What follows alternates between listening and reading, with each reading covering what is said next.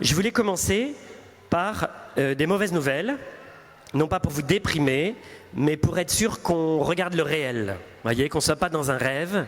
Donc c'est des nouvelles douloureuses, je vous préviens. Peut-être certains ont déjà vu, puisque ça chevauche un petit peu le parcours qu'a fait le père Luc Pialou, mais voilà. Ce n'est pas du tout l'essentiel, c'est juste que je pense qu'il faut qu'on regarde la vérité en face. Voilà. Du coup, je vous ai préparé 3-4 slides hyper déprimants. Donc ne soyez pas déprimés. Hein. Voilà. Donc ça, c'est les taux de pratique sur 70 ans. Donc en 1960, 94% des enfants étaient baptisés, des enfants en France, dans les 3 mois qui suivaient leur naissance. Aujourd'hui, 30% des enfants sont baptisés dans les 7 ans qui suivent leur naissance. Prêtres, il y avait à cette époque 41 000 prêtres, aujourd'hui il y en a 10 000, on va vers 7 000, 5 000. C'est ça l'horizon dans les 5 ans qui viennent, 5-7 ans. Le taux de pratique était de 25%, c'est inimaginable aujourd'hui. Je ne sais même pas comment on ferait pour accueillir 25% des Français aujourd'hui. Heureusement, ils ne viennent pas. Voilà. Donc, aujourd'hui, c'est 1%, vous voyez. Non, mais déjà, on a des problèmes pour se confesser, vous voyez, parce qu'on n'a pas assez de prêtres, mais alors voilà. Aujourd'hui, c'est 1-2%. Et le denier, c'est 1,5%. Ça correspond, je pense, à peu près au nombre de pratiquants. Je ne sais même pas comment on peut... Enfin, c'était 60% des gens qui contribuaient à la vie de l'Église. Ça semble impensable. 70 ans, c'est pas si vieux, hein. Peut-être il y en a parmi nous qui ont 70 ans, hein. Voilà. Ok, vous êtes bien déprimés. Il y a eu un sondage en 2021 qui disait 51% des Français se déclarent non chrétiens. C'est la première fois qu'il y avait plus de gens qui se déclaraient non croyants que de croyants. La suite, ça c'est la courbe des mariages catholiques en France sur 30 ans. On passe en gros de, bon ça marche pas mon truc, 147 000 en 1990 à 23 000 je crois en période Covid, donc j'ai pas le chiffre de 2021, mais juste avant c'est 40 000. Donc on passe de 147 000 à 40 000 en 30 ans. Vous voyez l'extraordinaire régularité de cette courbe. C'est juste flippant. La question c'est quand est-ce qu'on va atteindre le zéro. Alors, ensuite, ça c'est la courbe des ordinations, peut-être certains l'ont déjà vu, sur 300 ans. Au sommet, au milieu du 18e, on a ordonné en France 5000 prêtres par an. Il faut imaginer que dans 5 à 10 ans, il y aura 5000 prêtres en tout en France. Donc chaque année, il y en avait 5000. Il y a eu une énorme chute au moment de la Révolution française, après c'est remonté. En sortie de guerre, on ordonnait en France à peu près 1000 prêtres, plus de 1000 prêtres par an. Et ce qui est très nouveau, c'est cette espèce de palier à ras du sol, là, aujourd'hui depuis 30 ou 40 ans, depuis à peu près les années 80, donc ça fait 40 ans, on ordonne 100 prêtres par an, grosso modo, de 120, aujourd'hui on est peut-être à 90 par an. Donc un niveau très très bas. Il y a un livre récent qui est sorti l'année dernière. Chantal Delsal est une philosophe qui se dit chrétienne, assez conservatrice. Elle a été assez en avant quand il y a eu le mariage pour tous. Elle a lutté contre cette loi. Et elle dit, donc on ne peut pas la soupçonner, si vous voulez, d'être une ennemie de la foi. Hein. Et elle dit ceci. Donc elle a écrit un livre qui s'appelle La fin de la chrétienté. Elle dit « Nous n'avons pas encore pris en compte la transformation majeure qui se produit à notre époque, la fin d'une civilisation vieille de 16 siècles. Après maintes hésitations, j'utilise le mot glaçant d'agonie, car la mort de la chrétienté n'était pas, loin de là, une mort subite. Ce n'est pas une surprise, elle dit, mais la chrétienté se bat depuis 2 siècles pour ne pas mourir. Elle dit que ça a commencé depuis la Révolution, et c'est en train de se produire depuis 200 ans. La suite du texte, elle est si ancienne qu'elle a d'abord cru pouvoir prétendre à une sorte d'immortalité. C'est-à-dire, on s'est toujours dit, mais on est dans une civilisation chrétienne. Et ça sera comme ça pour toujours, voyez, puisque ça faisait 1600 ans qu'on était dedans. L'Église est éternelle pour les catholiques, mais la chrétienté, c'est bien autre chose. Il s'agit de la civilisation inspirée, ordonnée, guidée par l'Église. Chantal Delsol dit, cette civilisation, qu'on peut nommer chrétienté, entre guillemets, qui s'est bâtie sur la foi, elle prend le point de bascule au IVe siècle, quand Constantin en 312 autorise la foi chrétienne, alors qu'avant c'était interdit, et puis en 392, je crois, il faudrait vérifier la date, Théodose impose la foi chrétienne comme la religion de l'Empire. À ce moment-là, toutes les valeurs païennes sont en gros renversées et on implante les valeurs chrétiennes. Et on va vivre sous ce régime en France, en Europe, pendant 1600 ans. Et aujourd'hui, on assiste au phénomène inverse. Toutes les valeurs promues par l'Église, par la foi, sont battues en brèche et on voit plein de lois qui autorisent ou qui promeuvent exactement le contraire. Et donc, c'est le signe de la fin d'une période qui est cette civilisation qui a 16 siècles qui est en train de disparaître. Elle dit, c'est pas la mort de la foi, mais c'est la mort de cette civilisation chrétienne. Ok? C'est juste flippant. Voilà, ça c'est un article de la Croix récent. Donc tous on a été marqués par ce genre d'annonce. Il y en a eu un, puis deux, puis après il y en a plusieurs. Là ça fait référence à François de Foucault. Des gens qui donnent leur vie pour donner la vie de Dieu se suicident. C'est signe d'un immense malaise dans l'Église, ne trouvent pas leur place dans leur ministère, ça n'a plus de sens ce qu'ils font. Voilà. Ils subissent, si vous voulez, moi je vois bien, les prêtres de plein fouet, le fait que chaque année, il y a moins de mariages, il y a moins de baptêmes, il y a moins de gens à la messe. Ils se disent, mais pourquoi je suis là? Enfin, c'est une partie de l'équation. Et puis, ça c'est un des fondateurs, ils sont deux, hein, de Petit Bambou, une application de méditation à coloration bouddhiste, hein, vous voyez la pub derrière. Hein. Et donc, Petit Bambou a aujourd'hui, ça date de 2021, le gars est du Nord, hein, donc c'est dans la Voie du Nord, a 8 millions d'abonnés qui méditent sur Petit Bambou. Je rappelle juste que la méditation, c'est un autre nom pour dire la prière, hein, c'est quand même notre spécialité, non? Non? Eh bien, il y a des gens qui ont lancé une appli pour aider d'autres à se mettre dans la paix et tout. Ils ont 8 millions d'abonnés. Savez-vous combien il y a de gens qui viennent à la messe chaque dimanche à peu près en France? 1 à 2 millions. Alors, on peut carrément se déprimer en voyant ça, en se disant ils sont 4 fois plus nombreux ou 8 fois plus nombreux sur Petit Bambou plutôt qu'à la messe le dimanche, ou on peut se dire aussi, positivement, en fait, le désir de Dieu, le désir de trouver la paix intérieure est toujours là dans le cœur des gens. Sauf que on est carrément ringardisé, nous l'Église, et il ne s'adresse plus à l'Église, il s'adresse à Petit Bambou. Il faut juste qu'on ouvre les yeux. Voilà. Dernière chose, ça c'était le Figaro l'été dernier, c'est pas cet été, l'été dernier. Le texte qui va avec cet article est le suivant. C'est le même constat dans toute la France. Les abbayes font le plein, particulièrement cet été. Nous sommes submergés par les demandes, témoigne Sœur Anne, religieuse à Notre-Dame de Boulor. Même chose à l'abbaye Sainte-Marie de la Grâce, où les chanoines réguliers de la Mère de Dieu accueillent les gens qui viennent. Ou encore au monastère de Corbara en Corse, mais aussi à Fongombault, La Trappe, La Pierre-qui-Vire, Solesmes, Cîteaux. La radicalité monastique fondée sur le dépouillement est en passe de devenir le rêve suprême de notre époque. Plus nous avançons vers le matérialisme débridé qui la caractérise, plus ce rêve devient fort. Donc d'un côté, on est carrément ringardisé, et d'un autre côté, en fait, les gens cherchent toujours le silence, la présence de Dieu, la paix intérieure. Vous voyez On pourrait aussi, j'ai pas réussi à le faire, projeter la courbe des demandes, des sacrements de baptême adultes qui augmentent, qui est passé en gros de 2500 à 4000 baptêmes d'adultes chaque année. Après, c'est pas une augmentation très forte, mais c'est assez régulier. Il y a de plus en plus de gens qui demandent le baptême à l'âge adulte.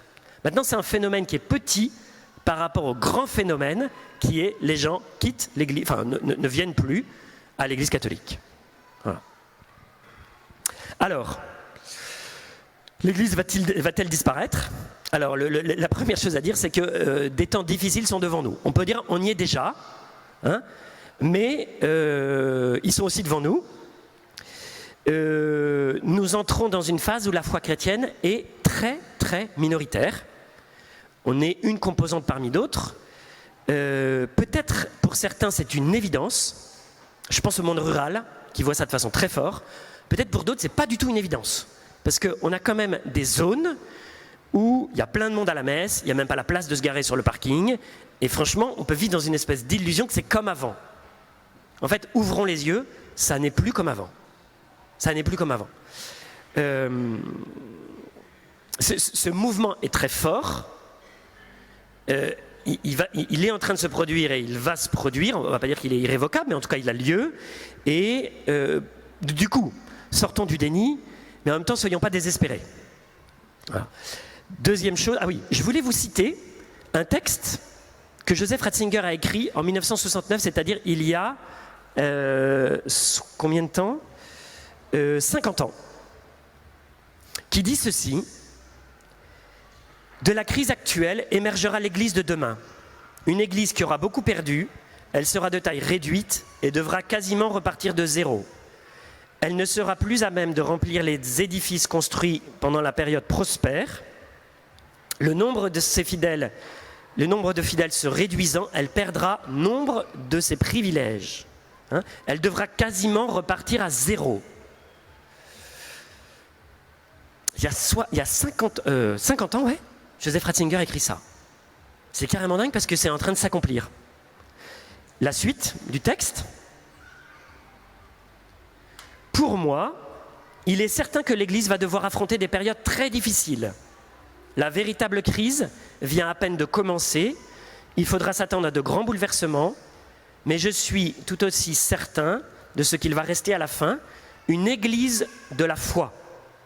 Il est fort possible qu'elle n'ait plus le pouvoir dominant qu'elle avait jusqu'à maintenant, mais elle va vivre un renouveau et devenir la maison des hommes où ils trouveront la vie et l'espoir en la vie éternelle. Donc voyez ce que dit Joseph Ratzinger. Le futur est une espèce d'énorme épreuve pour l'Église, et je pense qu'il parle pour l'Europe, où il dit elle va comme être dépouillée de tous ses privilèges. Il y aura beaucoup de lieux qui seront vides, elle devra comme repartir à zéro, mais il restera une chose, une Église de la foi, où les gens viendront trouver la vie et l'espoir en la vie éternelle. On a appelé ce texte la prophétie de Joseph Ratzinger. Tellement ça semble en avance sur son temps, et tellement ça correspond à notre temps actuel. Ok ? Donc voilà, là on est déprimé. Non ? Non, ça va. Alors, ce qu'on vit est un changement de paradigme, c'est-à-dire nous passons d'un monde à un autre. Ce changement de paradigme, comment est-ce qu'on peut le nommer ? Je reprends ce que disait Chantal Delsol. C'est le passage entre une église qui est la référence ou une référence majeure dans la société à une église qui n'est plus considérée ou qui est ultra minoritaire. C'est-à-dire que l'église catholique qui a, on pourrait dire, imprégné la France, aujourd'hui est carrément sur la touche, ringardisée, et n'est plus considérée comme une référence pertinente dans le monde social, dans le monde de la vie, du point de vue des lois, voilà. Et ça fait 1600 ans qu'on vit sous ce régime, et du coup, c'est juste un changement incroyable à vivre pour nous. Je pense que c'est de l'ordre du deuil, il y a quelque chose de l'ordre du deuil à faire, c'est-à-dire qu'il y a beaucoup de gens qui se disent « je me suis trompé d'époque ». J'aurais tellement préféré vivre avant la Révolution, où voilà, l'Église était florissante, vous voyez. En fait, nous avons été choisis pour vivre dans cette époque par Dieu. Donc on ne s'est pas trompé d'époque. C'est juste que Dieu nous donne cette mission, aujourd'hui, dans l'époque qui est telle qu'elle est aujourd'hui, de porter l'Église dans le monde d'aujourd'hui. Du coup, il va falloir réapprendre à penser différemment, et en particulier, en gros, on se retrouve un peu dans la situation des premiers chrétiens. Si vous voulez, quand Jésus meurt, en 33 après Jésus-Christ, ils sont 12, 15, 20. Ils ont devant eux l'Empire romain. L'Empire romain, c'est un empire païen. L'empereur, c'est un dieu. Et ils ont face à eux des lois qui sont tout à fait contraires à la vie chrétienne. Et en 300 ans, ils vont porter la foi de telle manière que, en 312, Constantin, comme je le disais, autorise la foi chrétienne. En 392, Théodose l'impose, ce qui n'est peut-être pas la meilleure des choses. En tout cas, ils ont fait basculer l'Empire romain en 300 ans. Quand même incroyable, non ? On considère qu'en 300, il y avait 10% des gens de l'Empire romain qui étaient devenus chrétiens. Ben voilà, peut-être on se retrouve dans ce moment où il va falloir comme repartir à zéro. Ok ? Ok. Du coup, abandon, confiance et mission. Quand je regarde ce que je vous ai dit, si vous voulez, comme prêtre, j'ai juste des angoisses et je me dis merde, qu'est-ce qu'on va faire ? Après, je me dis, heureusement, je ne suis pas le patron, je ne suis ni le pape, ni voilà. Mais même si je l'étais, en fait, c'est Jésus qui mène les choses. Donc nous sommes dans la main de Dieu. Nous sommes dans la main de Dieu et Dieu donne la grâce pour traverser ce que nous avons à traverser. Du coup, la première chose à faire, c'est s'abandonner à Dieu davantage. Voilà. Jésus n'a jamais dit qu'on ne traverserait pas des épreuves. Il n'a pas dit si vous êtes chrétien, ce sera la belle vie, vous n'aurez aucune épreuve. Il a dit non, non, non, non, non. Par contre, je suis avec vous tous les jours jusqu'à la fin des temps. Tous les jours jusqu'à la fin des temps.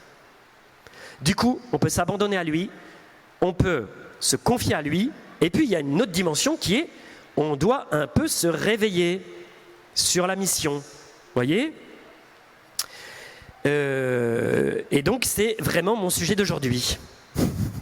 Il y a plein de causes qui expliquent ce qui se passe aujourd'hui. Il y a plein de livres, je vous invite à les lire. Aujourd'hui, je ne l'ai pas du tout fait. Il y a des causes externes à l'Église, la société qui change et tout. Il y a certainement des causes internes à l'Église. Bon, je n'ai pas analysé pourquoi on se trouve là aujourd'hui. Par contre, je peux vous donner quelques idées sur qu'est-ce qu'on doit faire maintenant. Donc c'est plutôt l'axe de la suite de mon propos.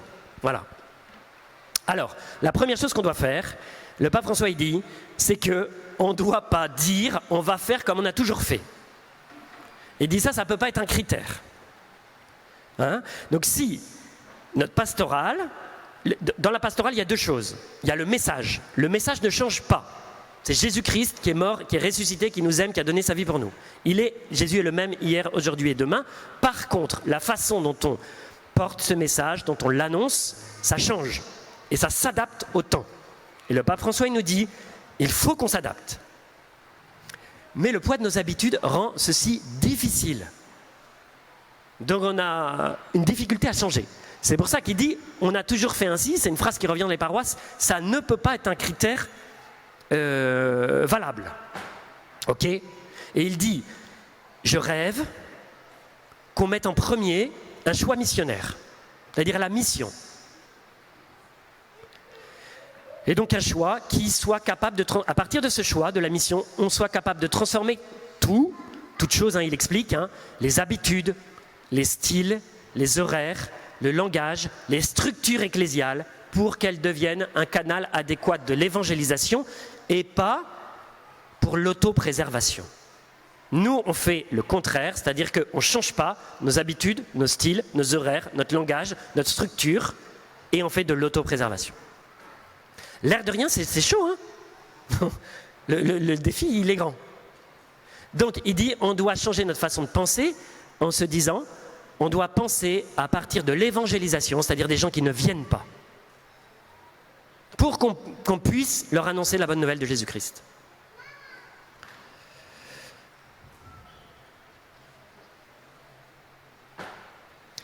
Alors, dans la mission, il y a 3 dimensions.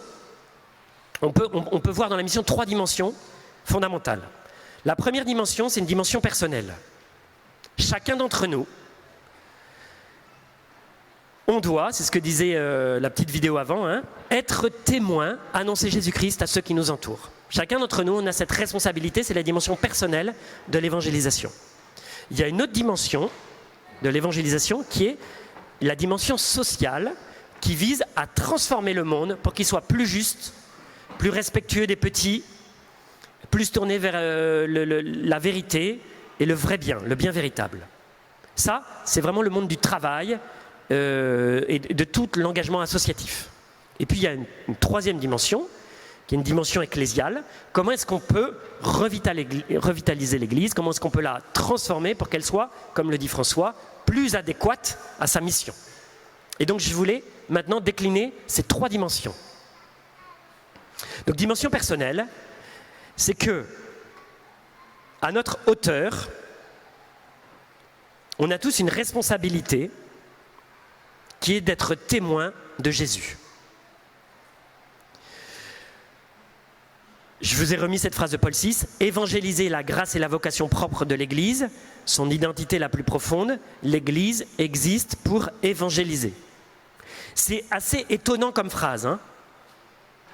J'ai été dans une paroisse et j'ai fait un sondage. J'avais 40 personnes qui étaient les gens les plus impliqués dans la paroisse. Je leur ai donné des post-it et je leur ai dit, vous allez m'écrire maintenant une phrase pour me dire à quoi sert l'église, à quoi sert votre paroisse.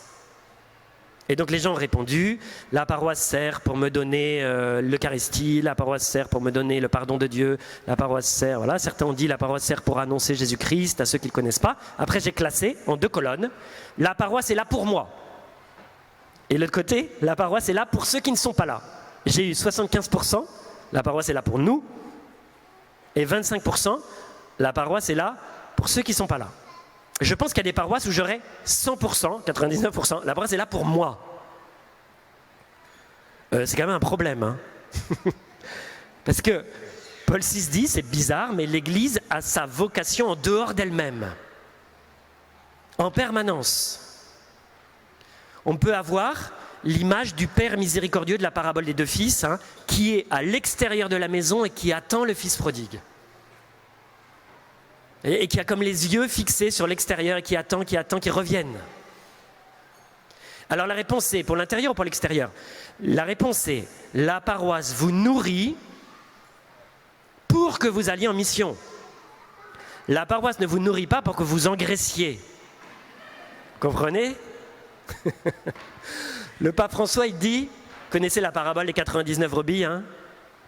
Il y a 99 brebis, il y en a une qui est perdue, le bon pasteur va à la rencontre et va la chercher, celle qui est perdue. Il dit non, mais aujourd'hui c'est l'inverse.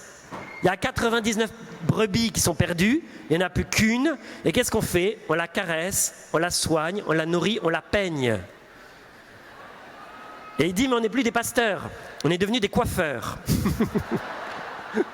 Ok? Donc il va falloir aller chercher les 99 brebis à l'extérieur. Voilà.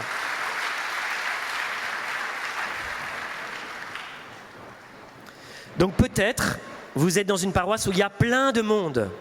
Ça veut dire que vous avez une force qui vous est donnée pour aller à l'extérieur. Comment vous faites pour aller à l'extérieur? L'Église existe pour évangéliser. Le pape François qui dit « Tout chrétien est missionnaire dans la mesure où il a fait 8 ans de séminaire et il a des diplômes en théologie. » Non. Non, il dit « Tout chrétien est missionnaire dans la mesure où il a rencontré l'amour de Dieu. » Donc vous êtes missionnaire. Si vous voulez, dès que vous rencontrez l'amour de Dieu, vous devenez missionnaire. Donc missionnaire, c'est une compétence très basse. Parce que souvent on croit que missionnaire, ça veut dire être prêtre, être religieuse, avoir été formé. Non, ça c'est théologien, enseignant. Missionnaire, c'est autre chose, c'est témoin. C'est pas prof de Bible, hein, ou prof de théologie. C'est témoin. Et dès qu'on a rencontré l'amour de Dieu, on devient témoin parce qu'on a dans notre cœur une chose brûlante qui est Dieu même. Et c'est dingue, parce qu'il aime tout le monde et ils ne le savent pas. Et du coup, on se dit, mais comment leur dire? Et voilà, on est missionnaire. La suite de ce texte, c'est ça. Donc, la joie de l'évangile 120. Tout fidèle, s'il a vraiment fait l'expérience de l'amour de Dieu qui le sauve, n'a pas besoin de beaucoup de temps de préparation pour aller l'annoncer. Et ne peut pas attendre d'avoir reçu beaucoup de leçons ou de longues instructions. Donc si vous avez rencontré l'amour de Dieu, il y a 2 cas. Soit vous n'avez pas rencontré l'amour de Dieu. Vous êtes à Paray-le-Monial, c'est la ville où Dieu a manifesté son amour. Je vous invite à demander. Dieu va répondre à votre prière, je n'ai pas de doute là-dessus. Comment est-ce qu'on fait pour demander? On dit, Seigneur Jésus, viens me montrer combien tu m'aimes. J'ai besoin de connaître cet amour. Et on refait cette prière jusqu'à ce qu'elle soit exaucée. On peut demander aussi à des frères et sœurs de prier pour moi. C'est simple. Et Dieu répond. Parfois il attend un peu. Si vous avez fait, donc voilà, si vous avez fait cette rencontre, si vous pouvez dire, moi, je me souviens, enfin voilà, j'ai fait l'expérience. Moi, je vous ai raconté comment ça s'est passé pour moi quand j'avais 17 ans. C'est pas une chose extraordinaire, hein? Eh bien, vous êtes qualifié pour être missionnaire. Qu'est-ce que vous faites pour être missionnaire? Arrêtez de dormir. Ok, donc voilà, comment est-ce que je témoigne de la joie de croire autour de moi? C'est une question qui doit tous nous habiter. Tous, tous, tous. Le pape François dit, ne nous laissons pas voler la douce joie d'évangéliser. C'est vraiment une des très grandes joies que de pouvoir parler de Jésus. Parfois, quand on parle de Jésus, on se prend des claques. Ça veut dire que soit on n'a été pas très à l'écoute, soit c'est normal, c'est comme ça. c'est pas grave. C'est pas grave. J'avais un curé qui disait, qui parmi vous a déjà proposé le baptême à quelqu'un qui n'est pas baptisé? Vous voulez qu'on fasse le test? Et on fait le test. Levez la main si vous avez déjà eu l'occasion de dire à quelqu'un, tu pourrais te faire baptiser. Levez la main. Bravo. Levez la main les autres maintenant. Levez la main les autres. On va prier pour vous. On va prier pour vous pour que vous ayez l'occasion de faire cette extraordinaire proposition. Ok?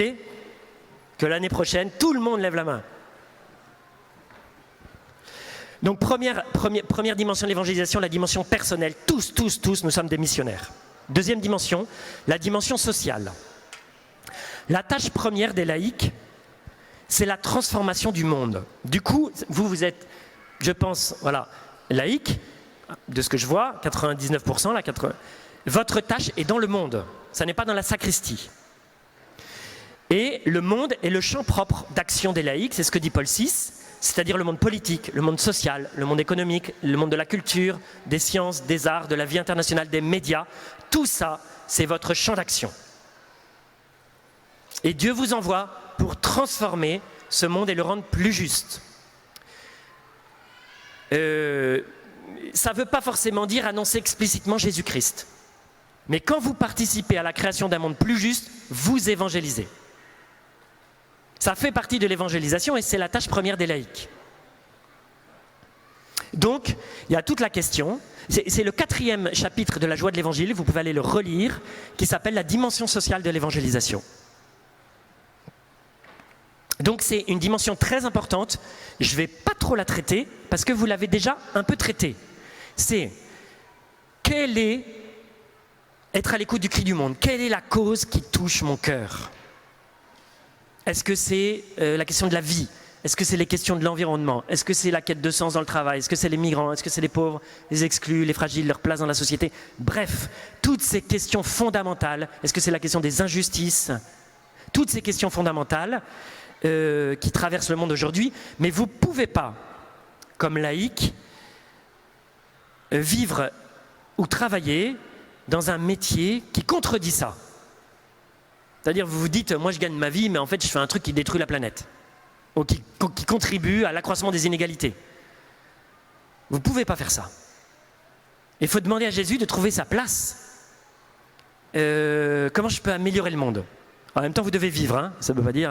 donc c'est pas forcément simple. Hein, voilà. Donc, quelle est la cause qui me touche? Je crois que vous avez réfléchi à cette question à partir de la question de forme, là, peut-être hier ou avant-hier, je ne sais plus. Donc, qu'est-ce qui fait battre mon cœur? Qu'est-ce qui résonne en moi? Qu'est-ce qui est au service des autres? Quelle est la passion de mon cœur? Parce que si je trouve la passion de mon cœur et que j'arrive à travailler dans ce domaine, ma fécondité va être dingue. Et je vais avoir de l'élan. Quelles sont les personnes qui m'inspirent et qui changent le monde positivement, que je pourrais imiter, que je pourrais rejoindre? Comment puis-je contribuer? Ça veut dire vivre des expériences, ça veut dire chercher, ça veut dire essayer. C'est pas facile de trouver sa vocation. Hein? C'est tout... voilà.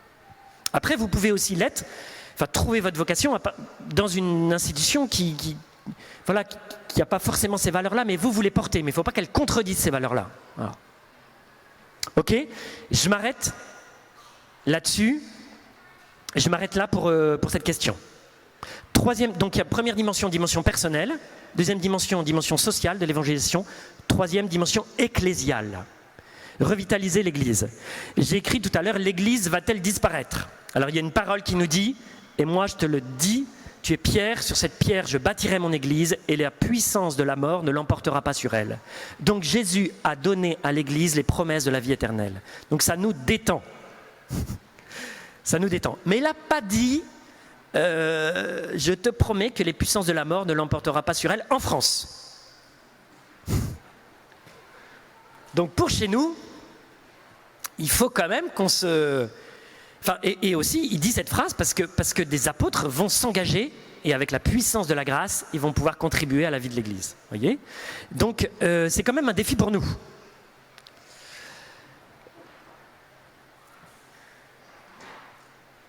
Alors, je reviens sur... Peut-être certains ont déjà vu ça parce que Luc a pompé tous mes trucs. Mais je ne lui en veux pas. Voilà. Ça, c'est une fresque qui est dans la basilique à Assise, en haut. Il y a la vie de François d'Assise qui est racontée en fresque comme une bande dessinée. Et il y a cette fresque qui représente le songe d'Innocent III. Nous sommes en 1210, l'Église va mal, voire très mal. Le pape s'appelle Innocent III, il a 37 ans. Pape très jeune. Et un mendiant se présente pour rencontrer le pape et demander la validation d'une règle. Ce mendiant n'est même pas reçu, on le jette dehors, on lui dit dégage. Ne veuillez pas déranger le pape avec tes histoires. Mais dans la nuit, le pape fait un rêve. C'est presque un cauchemar. Il voit sa basilique, l'église du Latran, sa cathédrale s'écrouler. Et il voit un mendiant qui se met sous le coin de sa cathédrale et qui la retient de l'écroulement. Et il comprend que ce mendiant, c'est le gars qui l'a fait jeter dehors. Alors il le rappelle le lendemain. Il lui dit, viens, viens. Et François d'Assise vient et dit, moi je voudrais une règle qui nous permette de vivre l'évangile à la lettre, dans la pauvreté. Et ce que dit l'évangile, on veut le vivre directement. Le pape dit, non, mais c'est pas possible. Le pape a un conseiller qui lui dit, Saint-Père, faites attention, vous êtes en train de dire qu'on ne peut pas vivre l'évangile. Il dit, bon, allez, va pour ta règle. Et François sort. Et il sort avec sa règle, on l'autorise.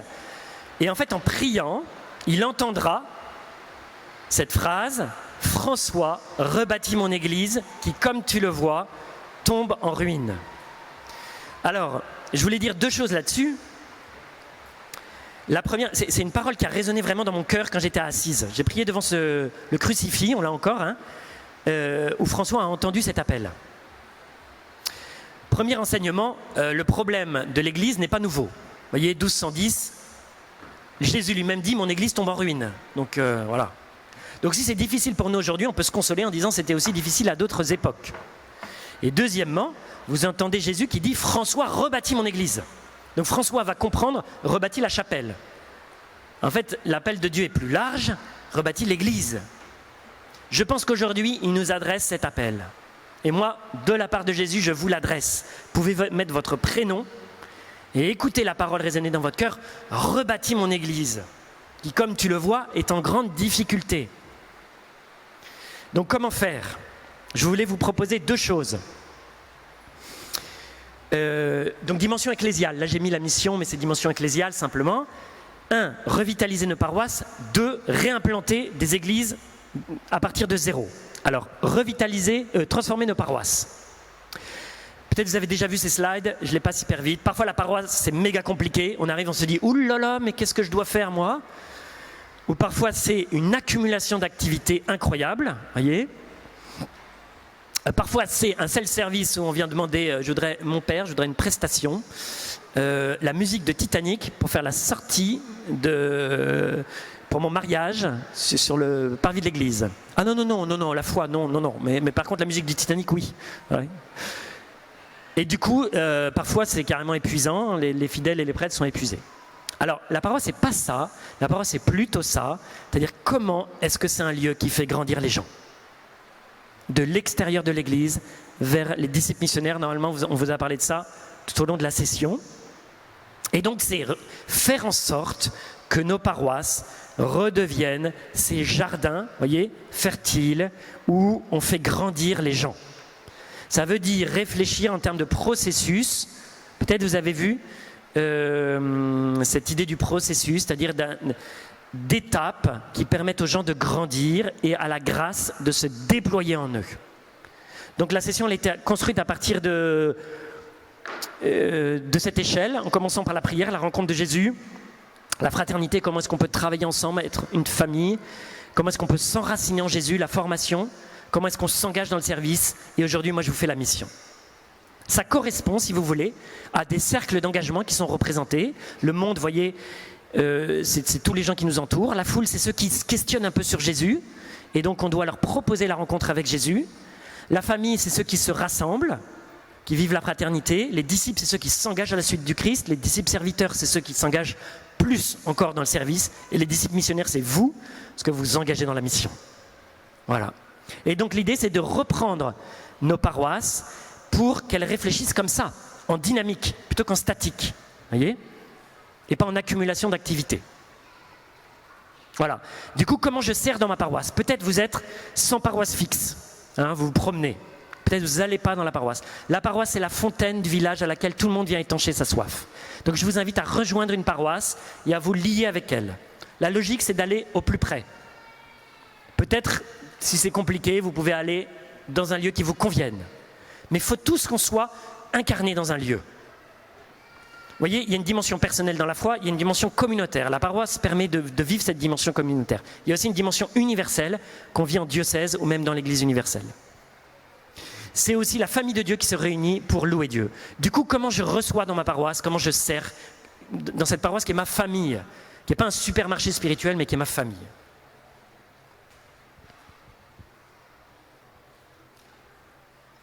Donc ça, c'est vraiment travailler à revitaliser ma paroisse pour qu'elle corresponde, qu'elle devienne une famille, une fontaine où tout le monde peut venir étancher sa soif.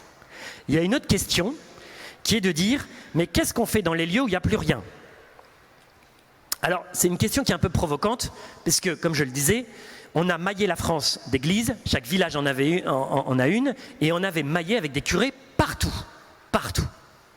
Sauf qu'aujourd'hui, c'est comme un gruyère, il y avait des petits trous, puis les trous s'agrandissent, et on va progressivement vers des très grands trous dans le gruyère. Alors c'est nouveau pour nous Français de se trouver dans une situation où il y a des gens autour de nous qui n'ont jamais entendu parler de Jésus, mais jamais. Ils n'ont pas d'a priori négatif, c'est bien, hein. Voilà. Mais c'est quand même une situation nouvelle. Alors, du coup, comment est-ce qu'on peut réfléchir pour ces zones? Est-ce qu'on doit se dire tant pis c'est foutu, ou est-ce qu'on peut réfléchir différemment? Donc l'idée c'est de se dire est-ce qu'on peut réimplanter des églises comme une petite pousse là où c'est vide? Vous voyez? Qu'est-ce que ça veut dire réimplanter des églises? Réimplanter des églises, en fait, ça veut dire réimplanter des communautés. Hein, quand je parle d'église, c'est pas reconstruire un bâtiment, mais c'est d'abord un groupe de chrétiens. Les chrétiens peuvent se réunir dans une maison. Ça commence, vous savez que le christianisme a commencé comme ça. Quand est-ce qu'on a construit des églises? À partir du IVe siècle. Des bâtiments églises, hein, parce qu'avant c'était interdit d'être chrétien.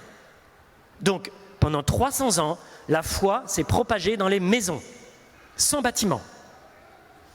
Donc réimplanter des églises, ça veut dire réimplanter des communautés de chrétiens, des petites communautés de chrétiens. C'est pas une idée nouvelle, hein. C'est pas une idée nouvelle, puisque l'Église catholique parle de ça. Si vous voulez, elle sépare, dans sa vision, elle sépare le monde en deux, un peu l'Occident, pays où l'Église est installée, on vit, enfin voilà, et puis les terres de mission. On appelle ça mission ad gentes, et c'est Afrique, Asie, des endroits où l'Église le nom de Jésus n'a jamais été annoncé. Par exemple, Chine. On doit implanter l'Église, et donc elle parle de plantatio ecclésiae. Ce que je veux dire, c'est que je ne suis pas en train de vous inventer un truc nouveau, je suis en train de ressortir un truc ancien qui s'applique à l'Afrique et à l'Asie, et c'est juste de dire, je crois qu'aujourd'hui, on est concerné par repartir de zéro. Nous aussi, la France. Voyez? Donc, on pourrait imaginer, appliquer en paroisse ce qui s'est vécu soit dans les églises de mission, Afrique-Asie, soit dans les monastères, par exemple. Que font les monastères? Quand ils sont nombreux, mettons 60 moines, ils disent, bon ben voilà, on va prendre 20 moines et ils vont partir fonder un monastère, un autre. Saint Bernard a fait ça, je crois qu'il a fondé, je ne sais plus, 67 monastères de son vivant.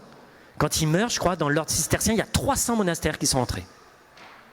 Lui-même en a fondé plus qu'un par an. Donc les monastères ont fait ça. Pourquoi est-ce qu'on ne ferait pas la même chose en paroisse, quand une paroisse est vivante? Pourquoi elle n'irait pas revitaliser une paroisse vide? J'ai proposé ça à un groupe. Il y a un gars qui a levé la main qui m'a dit « absolument impossible ». Alors j'ai dit « d'accord, enfin, c'est juste étonnant parce qu'il y a des gens qui l'ont fait avant nous, enfin qui sont en train de le faire. Et ils habitent en Angleterre, et ce sont des Anglais qui sont anglicans. Et donc je voulais vous raconter ça, parce que j'ai découvert ça. C'est-à-dire, ils ne nous ont pas attendus pour bouger. Je vous raconte une histoire. Donc vous avez à gauche la paroisse qui s'appelle Holy Trinity Brompton, HTB. C'est une paroisse très dynamique qui a lancé le parcours Alpha. peut-être vous connaissez le parcours Alpha, il vient d'une paroisse anglaise pas très grande dans le centre de Londres. En 1986, cette paroisse déborde de gens et se dit c'est quand même dommage parce qu'à 2 miles, 3 km, il y a Saint-Barnabas, 1200 places, 20 fidèles. Est-ce qu'on ne pourrait pas reprendre cette église? Alors ils en parlent.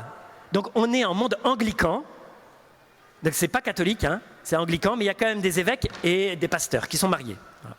Donc ils en parlent à l'évêque qui dit « n'y pensez même pas ». Et puis ils insistent et finalement l'évêque dit oui. Du coup ils forment pendant 1 an 100 fidèles, un pasteur et tout ça, et les 100 fidèles partent et vont à Saint-Barnabas. Aujourd'hui ils disent on ne fait plus ça parce que 100 c'est trop massif, voilà, on fait des équipes beaucoup plus petites. Sauf que 7 ans plus tard, la paroisse est revitalisée au point qu'elle envoie elle-même 50 fidèles plus au nord pour refonder une autre paroisse. La greffe a prise. Ils vont faire ça 30 fois. Comme ça. Jusqu'en 2013, où le diocèse lui-même dit ce truc-là, d'implanter une paroisse à partir d'une autre paroisse, on va en faire un processus diocésain. Il n'y a pas que HTB qui peut le faire, tout le monde peut le faire. Et on va faire une formation pour apprendre à faire ça. Moi, quand j'ai découvert ça, je me suis dit, c'est juste dingue. On va aller, et donc ils ont fait un cycle de formation qui dure sur 7 semaines, 7 jeudis, pendant 7 semaines. Alors j'ai dit, pourquoi est-ce que nous, on n'irait pas chez eux apprendre cette formation, essayer de le faire chez nous. Donc ça demande beaucoup d'humilité parce qu'il faut admettre que nous, Français, on puisse apprendre des Anglais. C'est quand même dur, ça. 1. Et 2, nous, catholiques, on puisse apprendre des Anglicans. Donc c'était vraiment un test d'humilité. Et on a été avec un groupe de Toulon suivre la formation en Angleterre.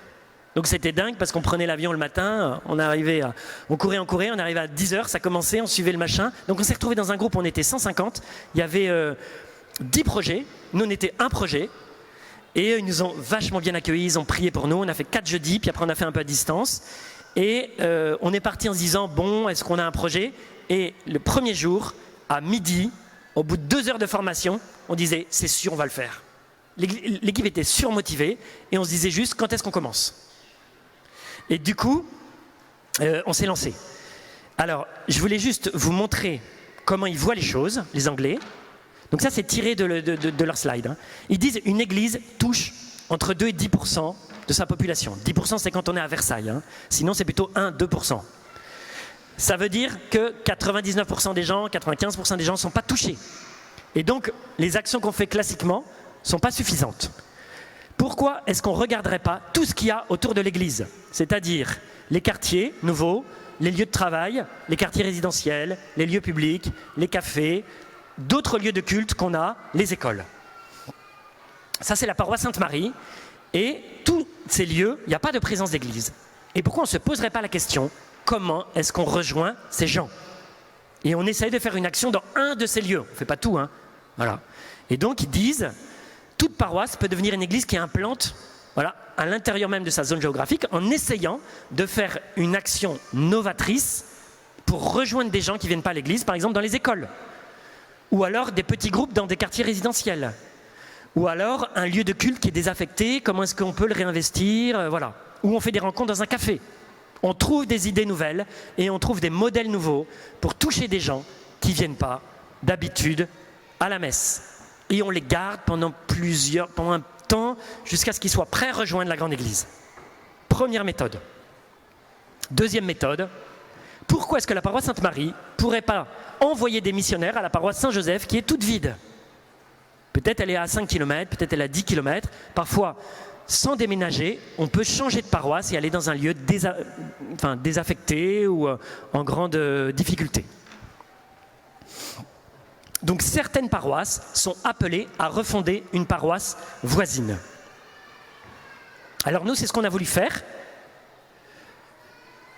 Et on s'est dit, donc ça c'est à Toulon, dans la ville de Hyères, il y avait une grande paroisse centrale, 1200 fidèles. Et elle a autour 8 lieux de culte. Et on en a choisi un, qui s'appelle Sainte-Douceline, une église, elle est comme ça. Vous voyez, elle a été construite dans les années 50. Et il y a encore une petite communauté chrétienne de 40 fidèles, mais qui est assez âgée. Elle a été très vivante dans les années 50, mais aujourd'hui, elle est dans un quartier, un peu comme une cité, et elle est en train de mourir doucement.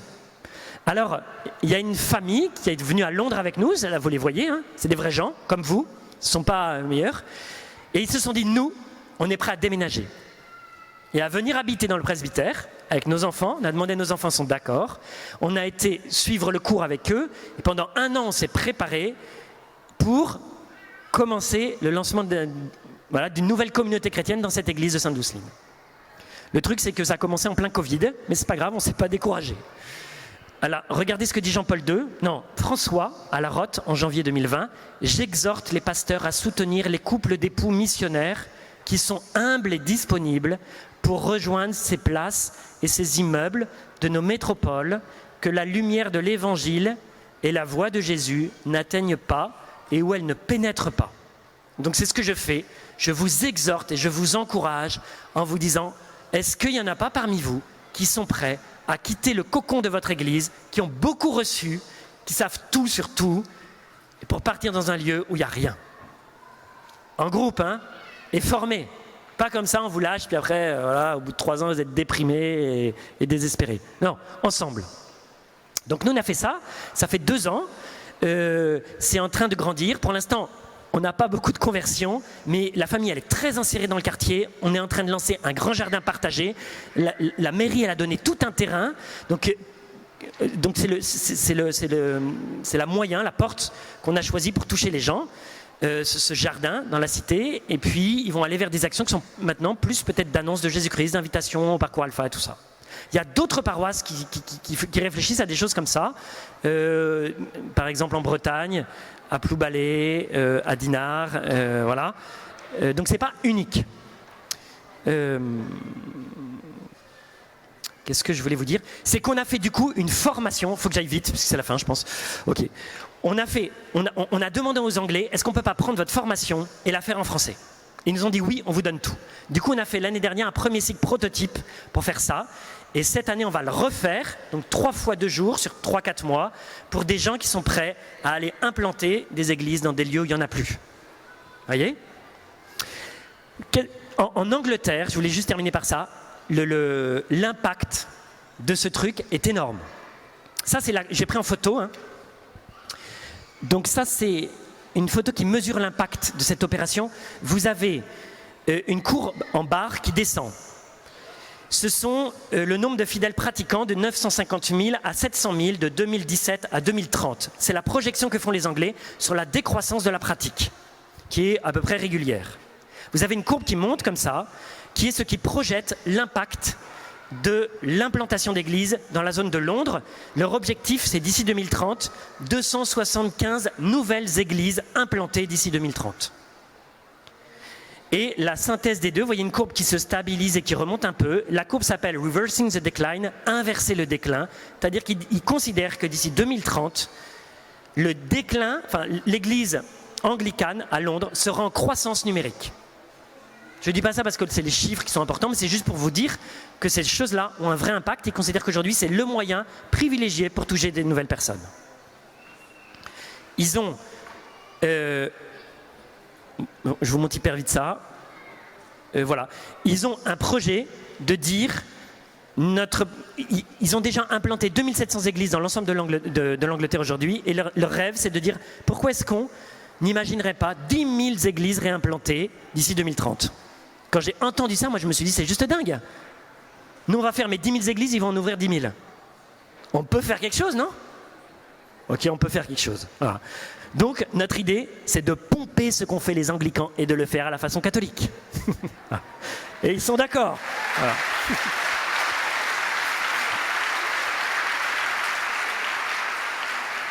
Voilà, ça c'est 2472 églises déjà implantées en 2018 et leur objectif c'est 10 000 d'ici 2030. Voilà. Alors je termine là-dessus.